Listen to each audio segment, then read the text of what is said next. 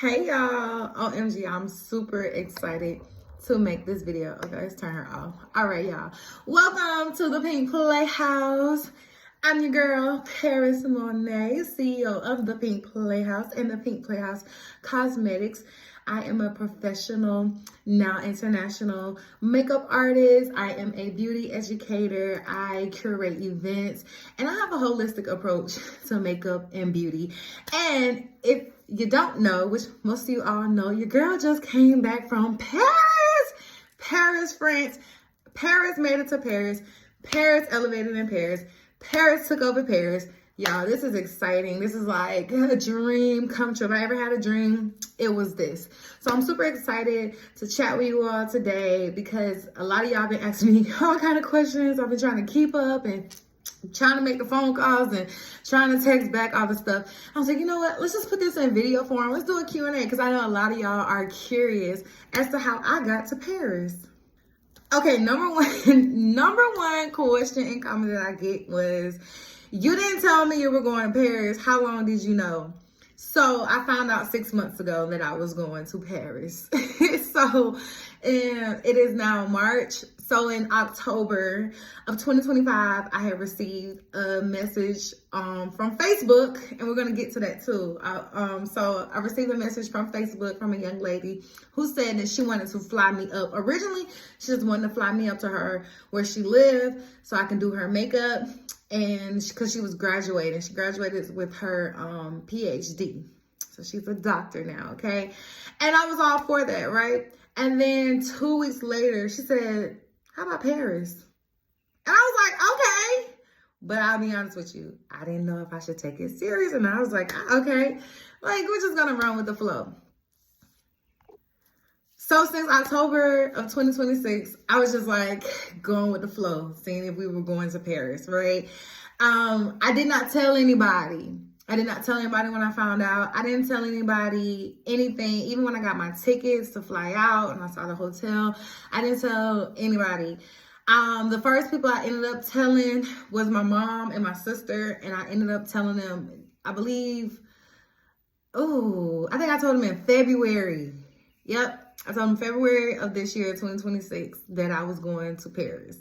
And I was like, I guess I'm just going to tell them, so they know what's going on. Now, I'm a very private person. I do believe that you're supposed to keep certain things to yourself and hold them dear and near to your heart. Energies are real. People hating on you is real. And even if people speaking negativity over you doesn't prosper, things happen within the universe. And I just don't like for people to know something is about to happen and then something ends up not happening or anything like that. So I usually keep everything to myself. I don't hardly share anything, and when I share it, it's after the deed is done. So I ended up telling my grandmother. She actually found out probably like 3 weeks ago. I told my job, I started a new job. I told them that I was going out of town, didn't tell them where or why. And that was it. And funny enough, so people I work with, they're people know I was going out of town. They're like, you didn't tell me. I know I didn't tell nobody. So, food for thought, just hold things to yourself, okay? Okay, a lot of people know this is my first time leaving the country. It's not. I have been technically traveling out of the country since I was 12 years old, but we only did it through cruise ships. So I've only been on cruises. I've been on, I think, 11 or 13 cruises now. A lot. I've always, even one time we flew to Florida to go to Bimini, but instead of flying to Bimini, we took a little 2-hour boat over there. I don't know, boat has just always been how I got out the country.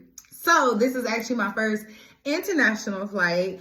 And that was quite an experience. I kind of knew a little bit. My sister went to Paris and London a few years ago, so she had just, casually gave me the rundown of how stuff goes, but I didn't know what to expect. It's quite an experience, to be honest with you. I think other than of course I get my passport stamped for sure, because the only thing about traveling on boat is not a guarantee that I'll get my passport stamped. And I have been to I've probably been to 13 plus countries / islands. And all in all, I'm on my third passport. All in all, I probably have a total of 6 stamps. So I like flying because at customs, you're guaranteed to get stamped. And, you know, like, other than the passport being like your key to leaving the country, it's your proof. You know, and I want my passport tatted. Okay, so someone asked me, like, have you always seen yourself being an international makeup artist? No. It always sounded good. I'm gonna be honest with y'all, like, I am growing into a new and better person. Before I used to just think enough to get there. You know what I'm saying? So think a little low, or just think right at like the level that you think you can succeed, right? Now I'm at a place of like, think big, right? We see that meme, think big, bitch. Yeah, I am thinking big. Like, yes, the unimaginable is actually imaginable and attainable for me. So in regards to being international makeup artist, I wanted to make it happen. I thought I was going to be the one to make it happen. Like, I had an opportunity before, or I'm not going to say I had an opportunity. I met a young lady before from India, and she had invited me out to India to be a vendor at like one of their international expos. And I was like, okay, now granted, I'm not at that level right now, in my opinion, at least financially, to be, you know, paying to travel to India, paying for the stay, paying to get my products all over there, whatever. So, but I just figured it was something that I was going to have to make happen. But instead, somebody else made me an international makeup artist, and they asked me. I didn't even have to ask them. So, you know, that's a great feeling within itself. Okay, y'all was asking me how long was I in Paris. So we actually were only in Paris for 3 days. Very short turnaround trip. This was legit. When I say a business trip, this is a business trip for sure. Not a lot of play. No, not a lot of fun. But my whole vacation was like a week long. So I ended up going to Baltimore first. I went to Maryland for a day and a half. Flying to Paris takes up another day, if you will. So we landed. So I was in Paris from like, I don't know the dates, but let's just say Monday, Tuesday, Wednesday. And flew out Thursday back to Baltimore. But I didn't even get into like night. That's a whole day gone. Like, a lot of my days were spent in airports more than anything. Then from Baltimore, I had another flight like the next day in Atlanta. So I really spent a lot of time. I spent more time getting and going to than actually like planted. So my trip was like 7 days, I was only planted for 3 days of those 7 days. The other 4 days I was like traveling literally. So yeah, I wouldn't do that again, but it was a business trip, so it's to be expected sometimes. Was the trip all expense paid? It was all expense paid. The only thing that I paid for my meal one time, I didn't want to go to dinner with them. I was tired, I was cold, it was raining, so I stayed back. So I bought my own dinner one day, and then I bought another situation. I didn't want to go to dinner again because I had to get up earlier in the morning because I'm the makeup artist, so I have to get up before everyone to prep or whatever. So I was having to get up at 4 a.m. So I was like, I'm not hanging out tonight because I gotta be up in the morning to work. So, but that night I paid for my dinner, and the photographer, I paid for her dinner because she was like me, like, we gotta get up in the morning. We gotta get ourselves together. So me and her we ate at this little spot right next to the hotel. So that's it. And then I paid for my souvenirs, and that's it. So it really was all expense paid. So she paid for, and big ups. Listen, like, as a woman of color, a black woman, like, who preaches about blackness, black positivity, black excellence, a black woman put me up for a week, y'all. Like, a black woman, like, I'm honored, you know what I'm saying, to be attached to a doctor, a woman with multiple businesses. She don't clock in no job, you know what I'm saying? So it's an honor to be associated with someone like that. Yeah, so she put us in business class. I never flew business class before. We had priority. I never paid the extra for priority. The Ubers, the hotel stay, the dinners, Lunch. What else? What else she paid for? Oh, we went to Disneyland. She paid for that. Also we did a boat tour that was paid for. So, you know, your girl was treated like royalty for a week, and I'm forever grateful for that. Okay, and then somebody asked me, like, what was my first reaction? So my first reaction was, when I found out that we were going to Paris, was like a question mark and an eyebrow raise, right? I'll be honest, y'all. I was like, is this gonna happen? Is this gonna happen? So, you know, I am one of those people, and this is how I am in even my own stuff. Like, I don't get excited until the deed is done. Like, I don't know what that's about. I think it's like my Capricorn trait. Like, I can't breathe. I can't relax until it's like, okay, we did it. We complete the project. And so, you know, and people ask me that all the time, even outside of this, like when I have events or I'm speaking or I'm being honored or anything like that. They're like, how you feeling? I'm like, you know, I'm cool. Like, and then afterwards, I'm like, oh my God, I did it. Like, I really did this. So same thing with Paris. So I didn't even, okay, nobody asked how we met, so I'll try to get to that. But no, actually, I think a couple people did, so I'll make sure I get to it. A couple people said, how did we meet? But anyways, what was I saying? Okay, so it was funny. This was a 6 month long project of planning, right? And mind you, me and this person are only talking through Facebook. We are literally only talking through Facebook. I end up in a Facebook group chat with her best friend, and the photographer. Her best friend was the stylist. So we'll say the stylist, photographer, and makeup artist, right? So we're in a group chat, but this is all on Facebook. So I want to say 4 months into this 6th month is when we finally get on the phone for the first time ever, right? And it's crazy because when I tell you how we met, this is the first time we've ever talked on the phone in 4 years, right?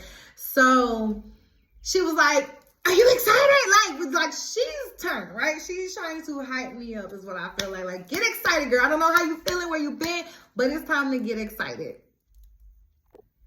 I'm like, yeah. So, and she was so, let me tell you, like, working with certain people of a certain status, it's literally all about them. I have learned as a makeup artist to just be in the background, right? If I get a little moment of sunshine, I take my little moment. But honestly, some of these clientele, you are nobody. You are in the background, okay? Like, nothing is about you, right?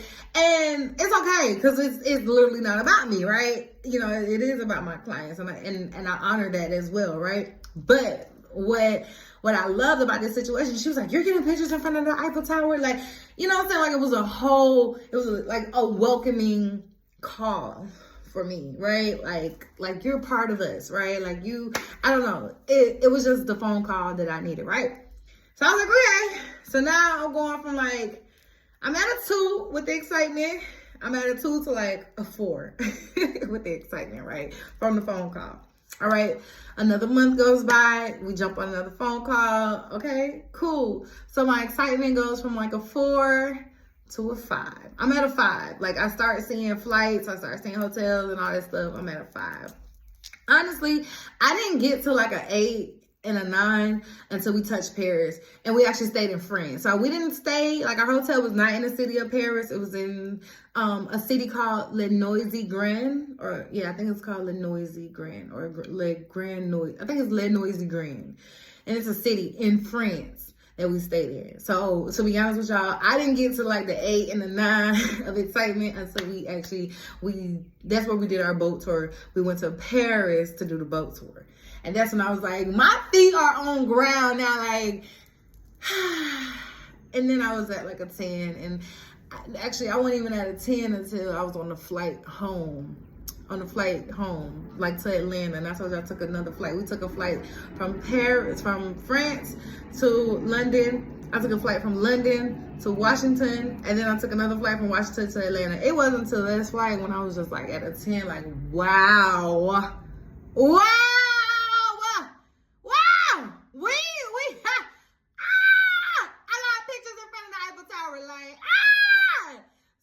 That was my first impression. Okay, Okay, so let's talk about how we met. Okay, so I met, we're gonna say her name, Dr. Mika Butler.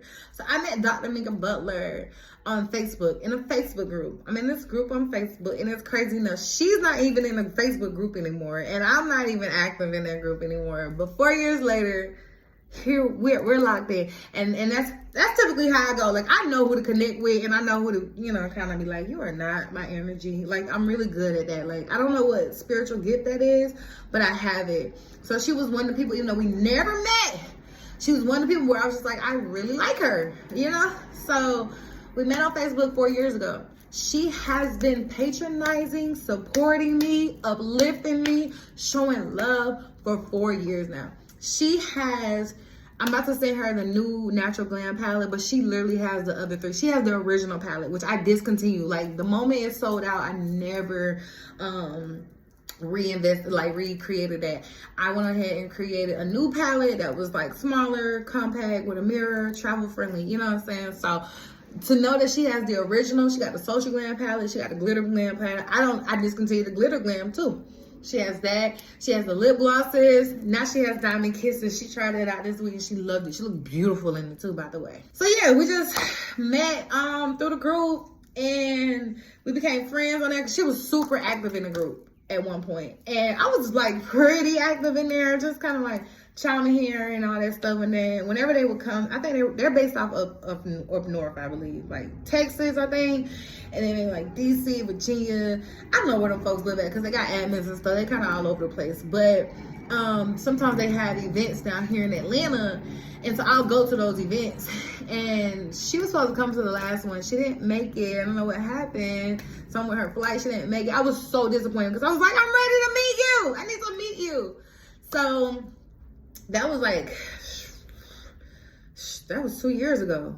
Yeah, that event was 2 years ago. So 2 years later, we met for the first time going to Paris.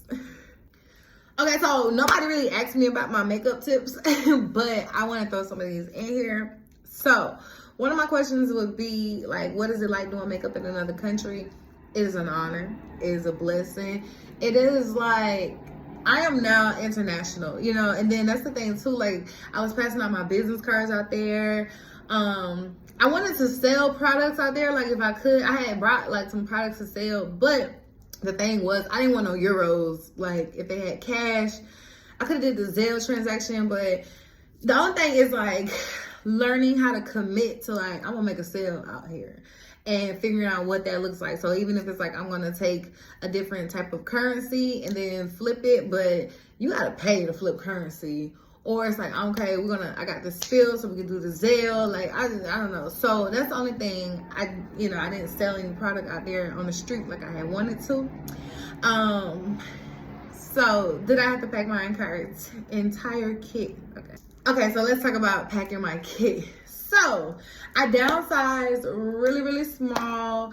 Actually, let me go grab my kit because it's right here. Whew. Okay, I say downsize, this thing kind of big.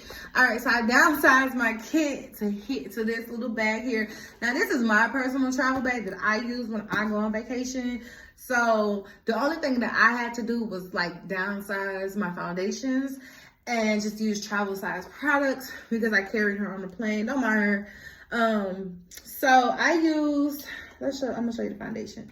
So for the foundation, I just pump my foundations in these little bottles. Now I will say these pop open on the plane. I don't know if I didn't secure them. See, I gotta go wash my hands. The pressure makes the top come off. So this was kind of messy. So in the future, I would figure out how to do this a lot better. Okay, so I got my brushes up here. So I had my brushes sitting on this side of the kit. I had her brushes sitting on this side of the kit. And then I have like my sponges in here. I had like my primers and setting spray in this pocket. The concealers and the foundations were in this pocket. Lip glosses, mascara, were in lip liner, and lash glue were like in this pocket. I put my powders, like my complexion powders, down here. And then up here, I didn't really use this. I think it's like a pair of lashes up here. Like little small miscellaneous stuff. I really use this pocket that much. It just kind of holds like anything extra for my own personal use, like because I might want to get creative. So, yep. This is from Reliable, whatever it's called. So that's how I pack my kit. Okay.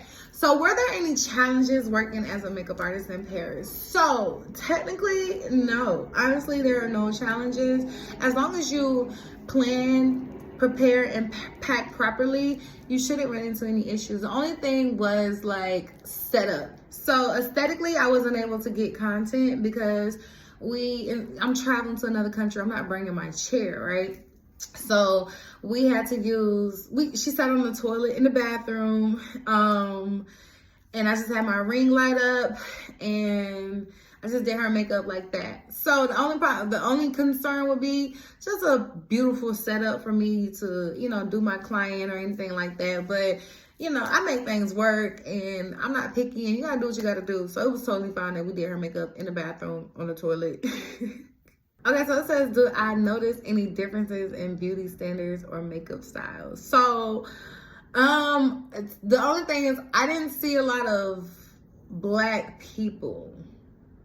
I didn't see that much.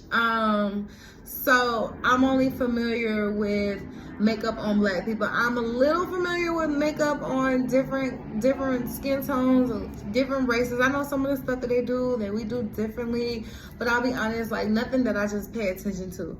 What I can say though, the French people, and I can kind of tell the French women. I don't know the men, maybe, but the French women, they are beautiful. So beautiful. They got certain kind of noses, like how they say Black people got certain kind of noses. They definitely have certain kind of noses, but the skin is skinny. They have like this bronze to their skin. If you're gonna compare them to being like European, white, pale, essentially they have a hue to them.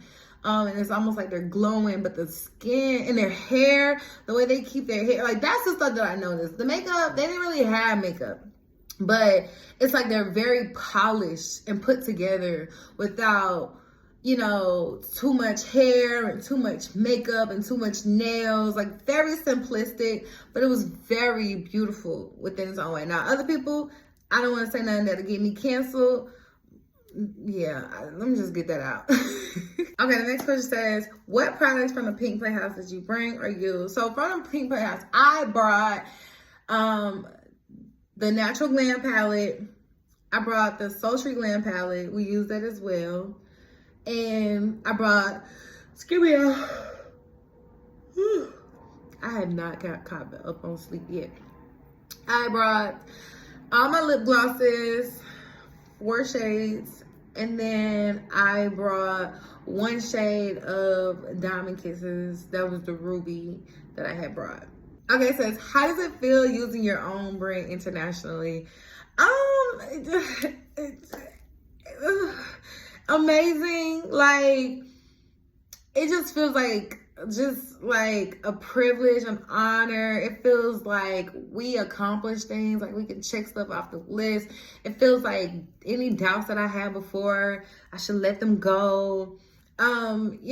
To really have my product in another country, and not even that, like people are complimenting the product. Like they don't know it's me. They're like, but it's like, oh my God, your eyes are so beautiful, or you're so beautiful, or even coming up to me and my client, you ladies are beautiful, and like that speaks for my work, you know what I'm saying? Or, oh, I love the glitter lips. Like to be noticed in a whole nother country, like this little Black girl here, like it feels good. I wish I had the words to express, but it's just like a million different words that all just feel good and happy.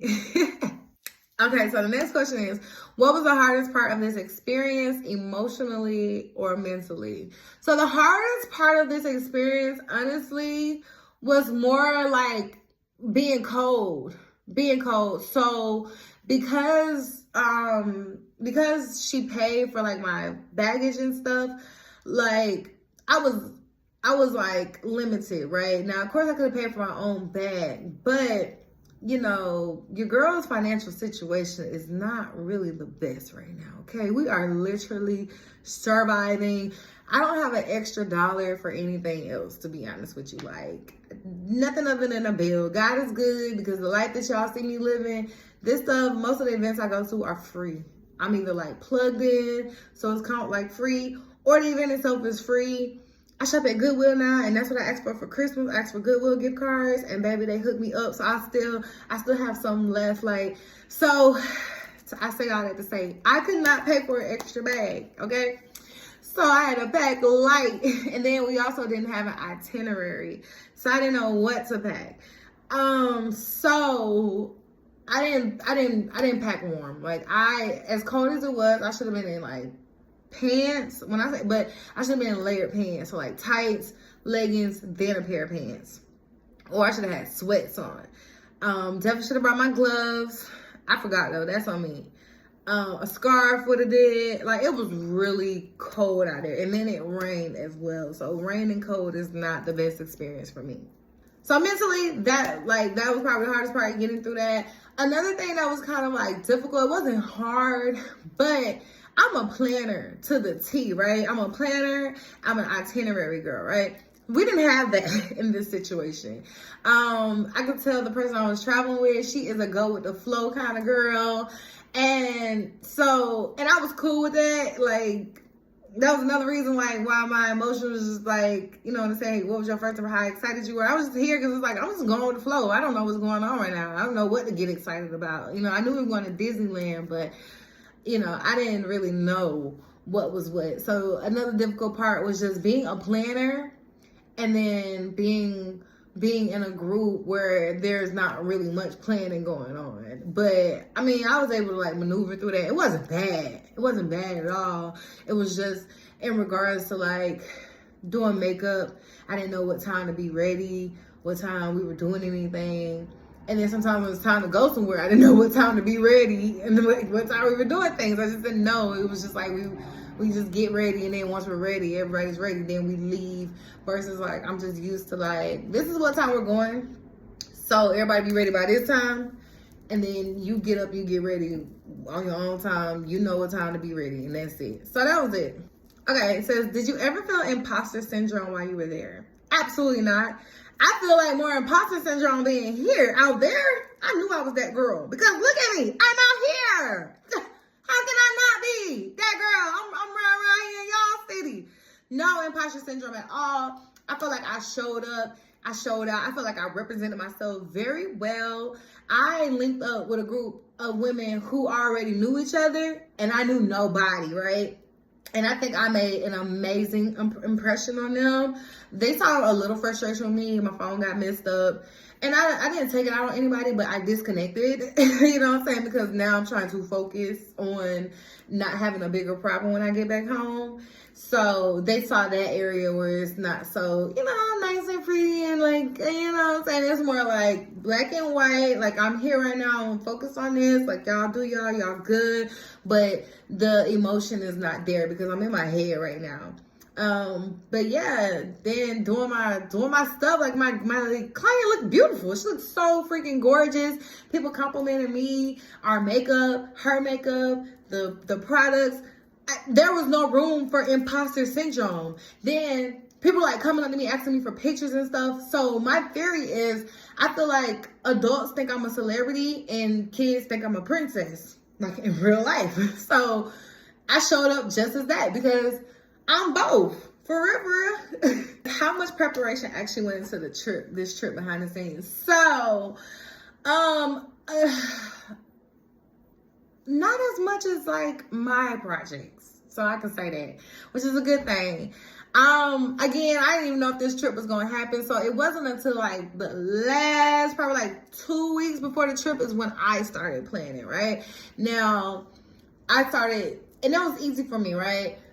I'm looking at my client, paying attention to her, right? She does her own makeup. So I'm paying attention to her lip color. I'm paying attention to her eyebrows. Paying attention to how she likes her face to look. Because what I like to do is still give you what you like, but I'm going to amp it up. And I'm going to show you how to do it better, right? So if you like a burgundy lip, I'm going to probably keep a burgundy lip. Now, we can introduce some other colors and stuff like that for sure. But I like showing people how I can make them look the way they do, but elevated. You know what I'm saying? Like, okay, so how do you wear your brows? Now, if you're doing something wrong, then that's when I'm just gonna come in and automatically correct. But if I like where you're going, I'm gonna show you, like, this is how you can amp this up, right? So I did that. She showed me her outfits already through Facebook, so I already knew kind of what she was wearing. So packing my kit was pretty easy. Her best friend, I was also prepared to do her best friend's makeup. So I packed the kit for me, her, and her best friend. So all I did was also go to the best friend's page on Facebook, and I just went through her pictures to see what she looks like, you know what I'm saying, just to make sure I had everything I needed for her complexion. And yeah, like, I already know what I'm gonna do, you know, as far as like eyes, like I already know how to do that technique. It's just a matter of color matching, making sure my colors match. Packing my kit. Now, you know, thank God for chat. So I just asked chat, like, create me a list. I ain't have time to think, you know what I'm saying? Life be lifing, so I don't have time to think. Create me a list of everything I need to pack for Paris. Chat did that for me. And then I just went in and added, you know, the stuff that I needed. So that part was easy. I'm a very organized person, right? So by being an organized person, I already had my notes section. In my notes, I went on ahead, every screenshot that she sent in the Facebook chat, as far as like our hotel, our flights, all this, I put all that in one notes, right? I put my to-do list in the notes, to shop, to pack. I put everything on one set of notes, right? And I'm just deleting, I'm just checking off as I go, and it makes things so much simpler. And just making sure I pack properly. Packing my clothes and stuff was like the very last minute thing I did. I didn't even go shopping for Paris until like 4 days before my flight left out. So yeah, just went to Goodwill and got some last minute pieces. I ordered like some little bidets. Bidets is crazy. What they call? My thing died. What do they call? Oh my God, berets. I just got some of them off of Amazon, and that was it. Okay, so the next question is, what sacrifices did I have to make to get to this point? And I think that's a really good question, because I think a lot of times my own peers do not understand the amount of sacrifice that I put into making these opportunities happen. So I guess all in all, sacrifices, I have to sacrifice a lot of like fun, right? Like I can't go out and have fun like all the time. Like one thing about our generation, y'all want to be outside every day. I don't really understand how that works when y'all are supposed to have jobs and kids. Some of y'all have businesses. Like you're not pouring into the things that you need to be pouring into because y'all want to be outside so bad. I don't care to be outside. My business will take me outside, literally. I just had an all-expense paid trip to Paris. I would rather not go to the club. I would rather not go to the lounge. I would rather not go eat so I can get all paid expenses trips to another country to do makeup. You get what I'm saying? Another thing that I sacrifice is my time. I have a whole different view of the way time works, and I can tell like my people, it's like, y'all feel like 24 hours in a day is like clockwork, right? Like, but for me, my 24 hours starts and ends, right?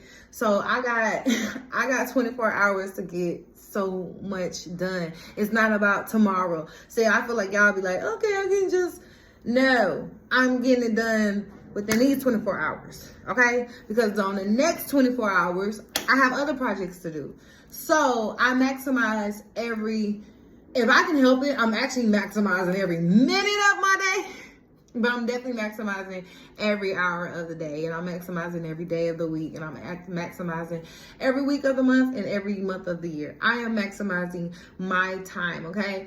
And that is between still rest, still maintaining my social life, but still checking off all the tasks that I need to. I am one woman running this show, right?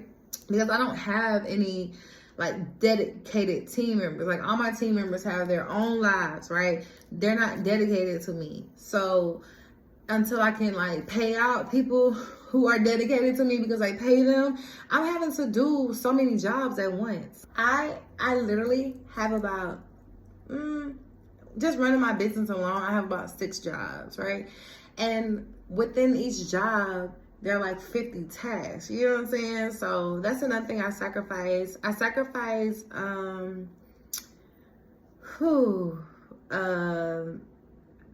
having to just say no to things that don't serve me. Like, even if I want to do it, you know, sometimes it's hard to say no, but it's like, this doesn't serve me. I have to say no because I'm on a mission here, you know. And I made a video when I landed. I'm like, I hope y'all understand, like, when I say no, this is why. Because you're not having the same experiences as me. You're not having the same opportunities as me. And I'm aiming for more, you know what I'm saying? I'm aiming for better, you know? It says, what do people not see about moments like this on social media?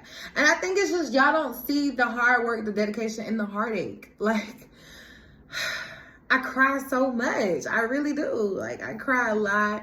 I'm nervous. I have anxiety. Sometimes I'm fearful, like, what's going on? It's slow.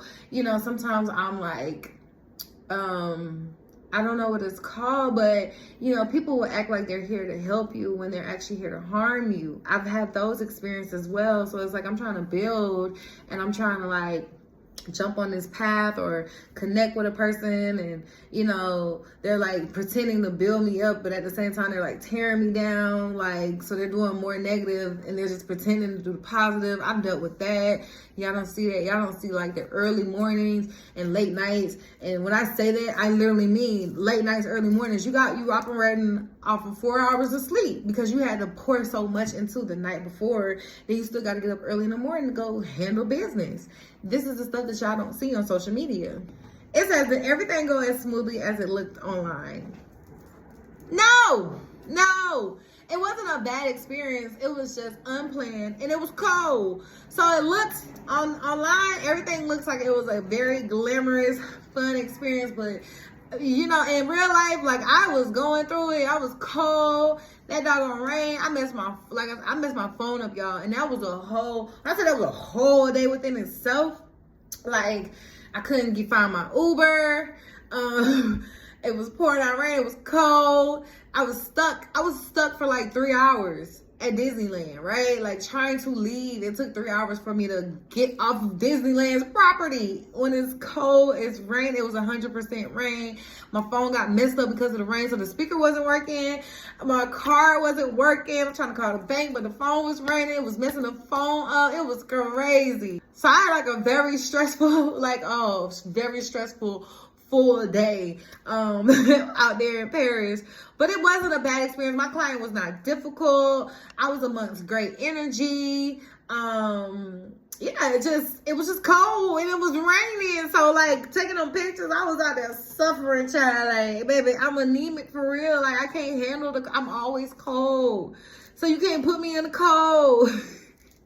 Okay, so let's talk about the Paris experience. So it says, what was your favorite moment in Paris? And it had to be standing right in front of the Eiffel Tower. Y'all don't understand. I got this in Paris. This is a legit French-made bag. But y'all don't understand how many Eiffel Towers are hanging around my house. And I got to see it in person. I got a picture. Like, where's the Eiffel Tower? I know it's on there. There it is, at the top.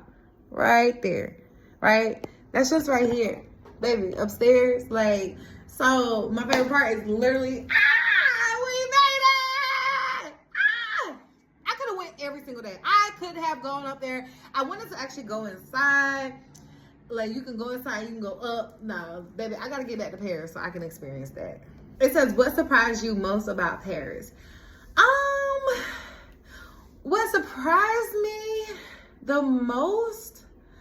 I don't think I was surprised by anything. I kind of knew what to expect. So what did surprise me was that it wasn't dirty, right? Because I was told by several people that Paris is dirty and it stinks, right? So I immediately thought about like New Orleans, right? Because they got the same vibe too. Like, and then New Orleans really stinks to me. Like I don't like it, right? I don't think Paris was like that. I didn't see dirt. I didn't see trash on the ground. It didn't stink to me at all. And then, okay, I don't know if it comes to a surprise because I'm black, but them people are so rude out there. They are so rude. I don't think it's the French European. I think it's other Europeans. Because remember, I started to be able to tell a slight difference just based off skin tone and facial features. So, again, I don't want to say anything that could get me canceled, even though other people can say what they want to say about our race. But them pale people are rude as hell. They so rude and they nasty. Now that is where the nasty come in. Them some nasty people, okay? They don't cover up their mouths for nothing. They cough, cough and walk. I can't stand that. They sneeze. They don't cover the day. Now, if y'all, now I don't know who's saying what is nasty and why that's a thing, because Paris is not nasty and dirty in my opinion, but the people who come to visit are filthy, disgusting. I was like, they push you, they shove you, they don't say excuse me. And I say, I know excuse me is a universal language. Excusez-moi, excuse me, pardon. Like, it's in every language. Say excuse me. They don't do that at all, especially when you're black. Like, I noticed, I started paying attention. There was some slight treatment for me as far as like people passing through and like slight interactions versus other people who were like of the same skin tone. So, you know, I said they hate black people everywhere. Did Paris live up to my expectations? So I'll be honest with y'all, I don't know. I didn't get to explore Paris for real. We, like I said, we stayed in France. Le Noisy-Grand, France is where we stayed. So that's almost like, so if you're from Atlanta, that's like, let's say Paris is downtown Atlanta, right? Well, let's just say where we stayed was like Snellville, right? So we stayed in Snellville. Paris would be like downtown Atlanta type, you know what I'm saying? So it was like a 35-minute commute to get to Paris. And it was beautiful. The art was beautiful. The architecture is beautiful. The water was beautiful. People are rude as hell, like I said. The food was okay. I didn't get to try much. I wanted to try ratatouille for the first time. I didn't get a chance to try that. So yeah, like, I just want to do it again, to be honest with y'all. Okay, it says, what would you do differently if you went again? I would make sure that it's planned. I would make sure there's an itinerary just so that we're maximizing the amount of time that we're there. I feel like we spent more time in the hotel room than we did like out and about exploring the city, and then we spent more time in other areas of France instead of actual Paris. So if I was to do anything differently, I would stay, if I didn't stay like downtown Paris, like in the city where it's like walkable, I would stay somewhere like 10 minutes out. So again, let's give an example. So Paris is downtown Atlanta, I would stay in Decatur, right? So I'm from Decatur. I can get downtown Atlanta 10 minutes, really, you know, probably like 15. Yeah, like that, 10, 15, 20 minutes for real, like with traffic and all that. Like, I can get right to downtown. So I would stay somewhere like that so that the Ubers are cheap, stuff like that. And then just plan, like, because it's, okay, so if you want to see France, I think that's beautiful, right? And I think I would want to see France, but I think I would want to stay in Paris, right? And then I would want to do a whole day of history of Paris. I would want to do a whole day, maybe like outskirts of Paris, France, like find another popular area, you know what I'm saying, where stuff be jumping, where there's culture and stuff like that. Just so I can get, like, last question. What would you say to someone who dreams of being booked internationally like you? I say keep going. Just keep going. Even when it look like you're not moving, things are not happening, people are not supporting, people are like trying to knock you down, knock you off your ground. The money ain't money, and like you got to keep going. Like, and I have this semicolon because, you know, I went there before, you know what I'm saying? And the thing that I said when I landed, I was just like, God, thank you for keeping me. Thank you so much for keeping me, because I wouldn't have been able to experience this. So keep going, keep your head up, connect yourself with people who want to see you do good, say no to anything that doesn't serve you, and you got this. Thanks so much for watching the video. Thanks so much for the love and the support. Keep it up, keep it up, keep it up. I need it. The people need to see it, because, you know, I'm trying to go up, glow up, grow up. So I'm going to see y'all in the next one.